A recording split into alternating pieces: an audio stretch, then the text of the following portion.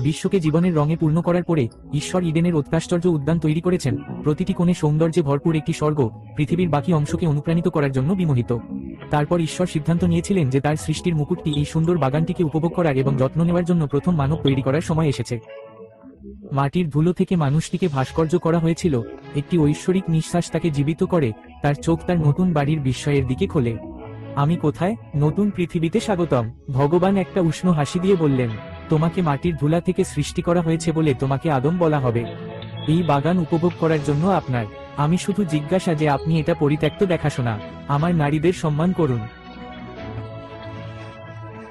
আদম এই প্রাণবন্ত পৃথিবী অন্বেষণ করেছিলেন, গাছপালা এবং প্রাণীদের দেখে অবাক হয়েছিলেন। কিন্তু কিছুক্ষণ পর বুঝতে পারল কিছু একটা হারিয়ে গেছে। তিনি প্রাণীদের মাথার সঙ্গী দেখেছিলেন, কিন্তু তিনি একা ছিলেন।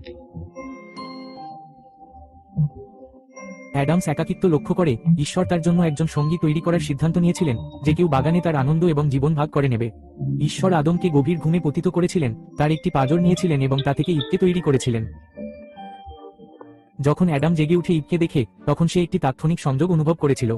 তুমি কে?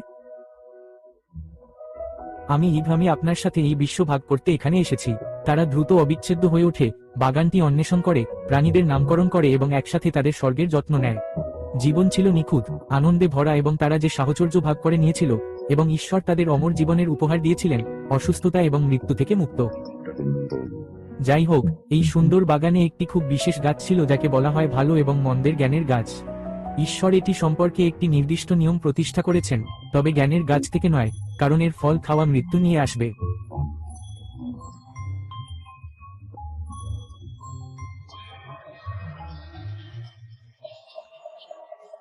সময় পেরিয়ে গেল 1টা পর্যন্ত। দুর্ভাগ্যজনক দিন। একটি সাপ ইভের কাছে এসেছিল, ধূর্ত এবং প্ররোচনামূলক। এটি নিষিদ্ধ ফলের কথা বলেছিল, তাকে শক্তি এবং জ্ঞানের মিথ্যা দ্বারা প্রলুব্ধ করে। এই ফল খান, সে হবে ঈশ্বরের মতো, ভালো মন্দ জানে। সাপের কথায় প্রলুব্ধ হয়ে এবং ফলের প্রতিশ্রুতিতে কৌতূহলী হয়ে ইভ এগিয়ে গেল, কামড় দিল এবং তারপর অ্যাডামকে অফার করল। একসাথে তারা ঈশ্বরের আত্মা আদেশ অমান্য।